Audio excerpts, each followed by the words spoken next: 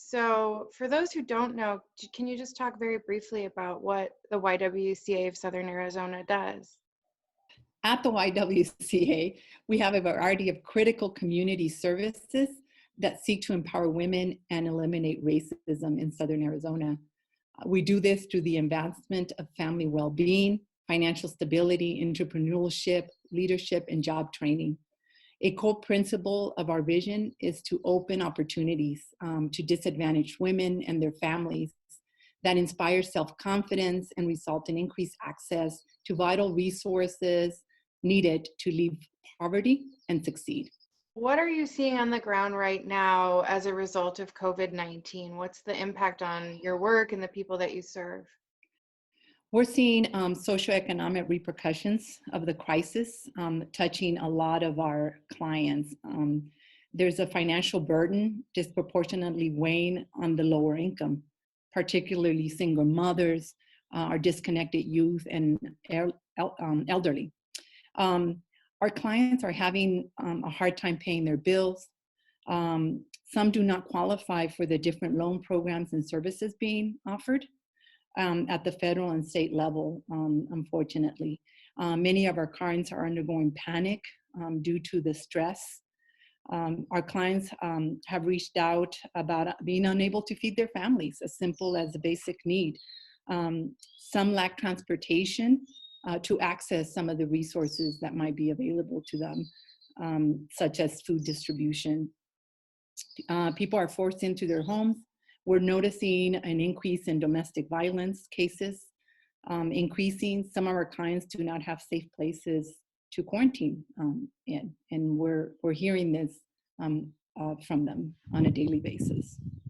What are the reasons why people are not eligible for some of those federal loans?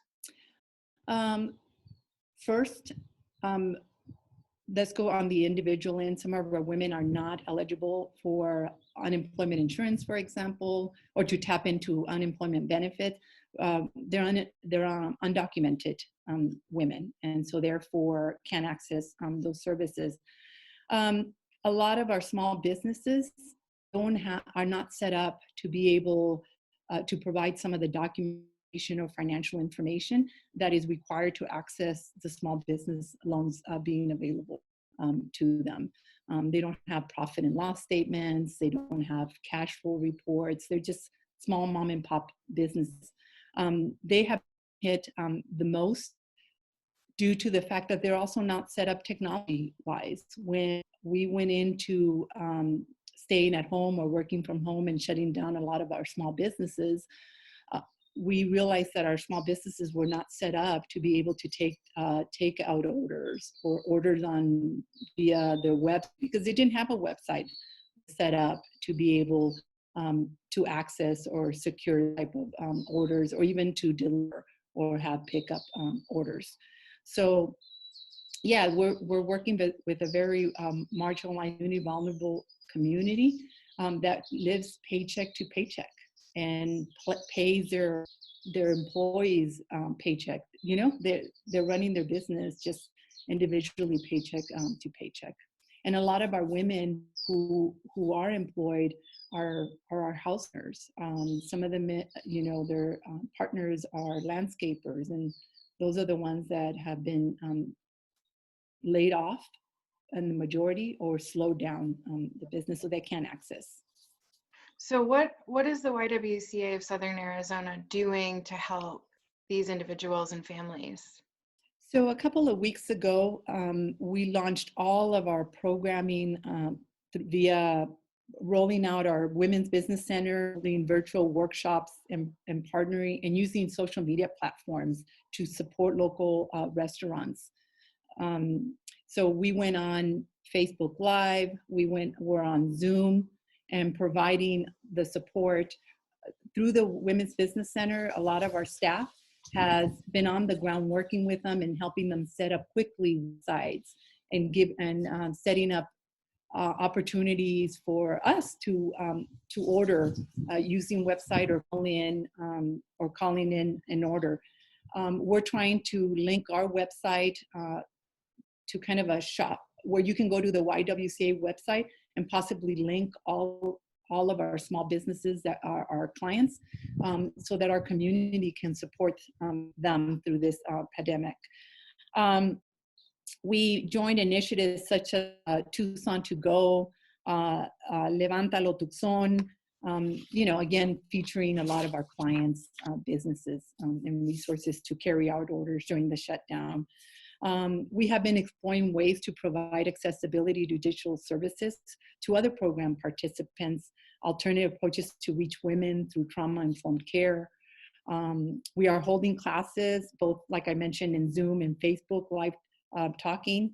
We've held goal setting, both at platforms to increase the outreach. So trying to keep encouraging our clients, and that this is not the end all. It's going to get better, provide encouragement through resources.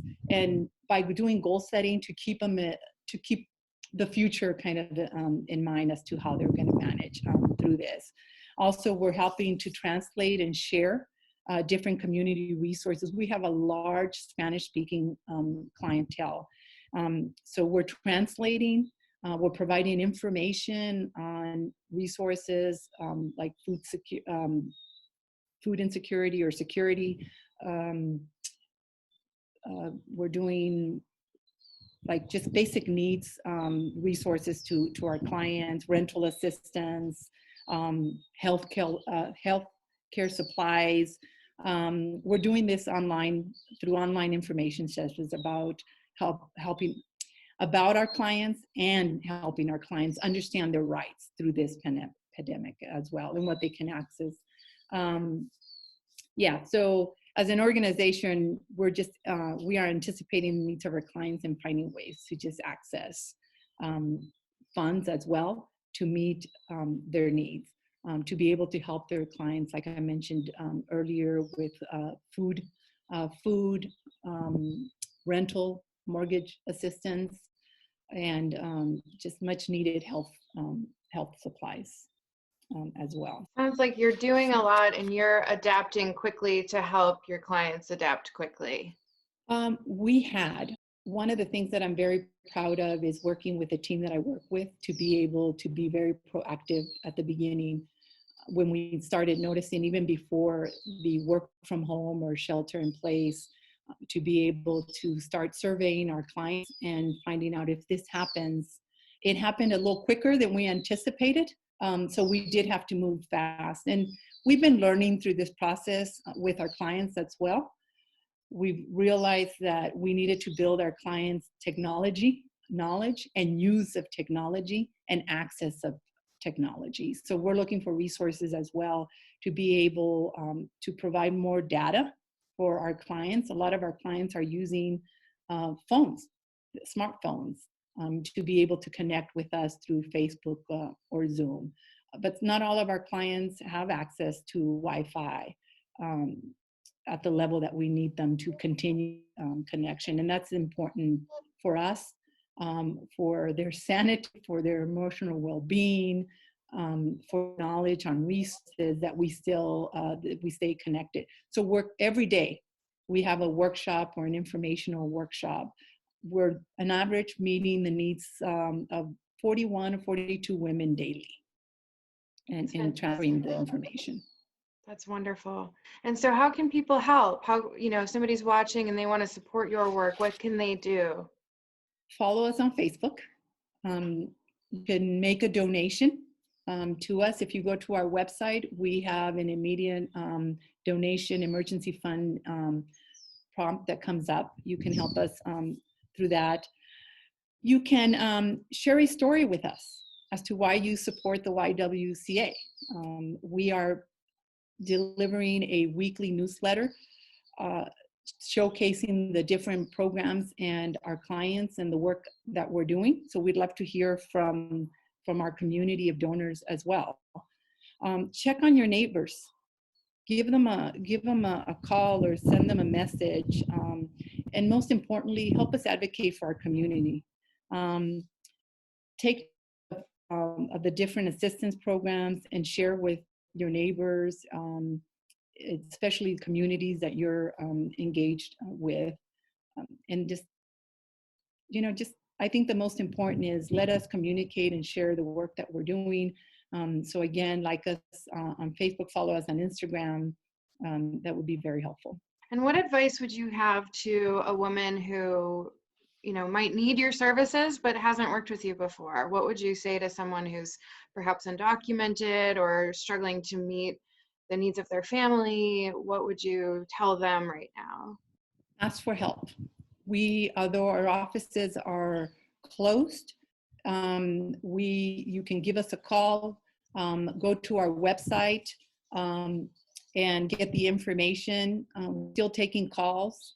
You can still participate in our programs, participate in our workshops, get the information.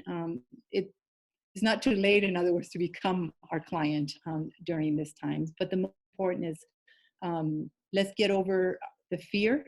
We're here to help you and support you. So don't hesitate to pick up the phone or send us a message through our website, an email. We're here to help and provide the resources the best that we can. Great.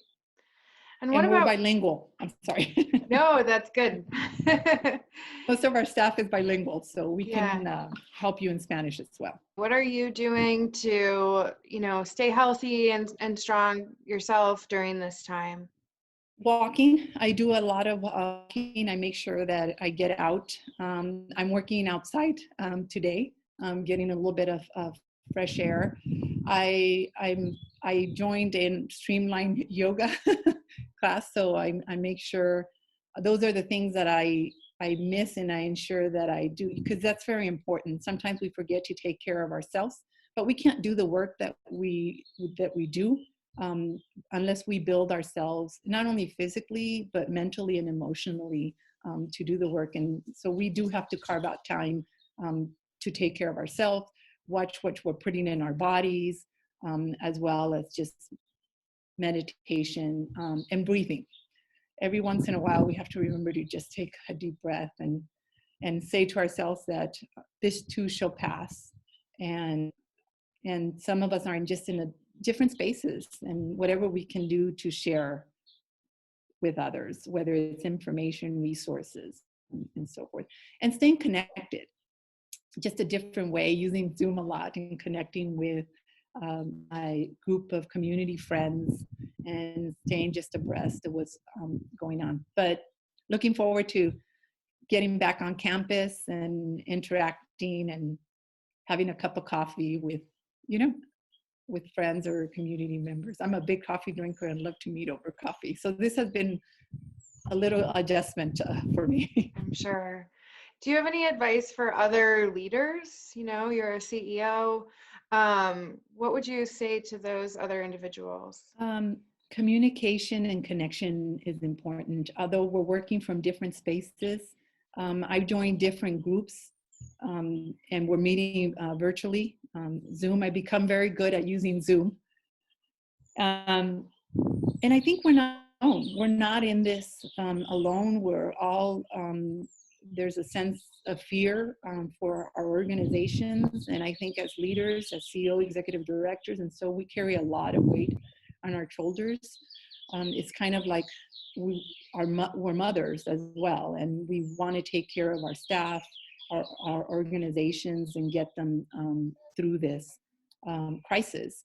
But it's always really nice to connect and hear from our colleagues and offer that support. And just hear lessons learned and how you're maneuvering through this crisis and what can we share together. So connect is very, very important. And just a safe space where we can vent, laugh, cry, pull our hair, do whatever we need to do, but knowing that we have that group of support. Who are your super sheroes? Who's inspiring you right now?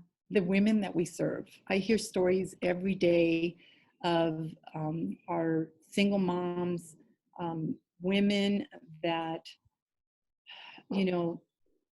are home with their children and feeling and just experiencing different types of trauma, they're the heroes. They are maneuvering through this and being the rock for their family, regardless of what's coming at them. And so my heart just melts when I hear the stories of the women that we're serving that are from, like I said, single moms, low income, already doing the best that they can side of this crisis, just keep their family afloat and healthy and provide those opportunities for their children. So every single one out there who is in this at this point, I know that they're probably not sleeping at night, or they're going, worrying and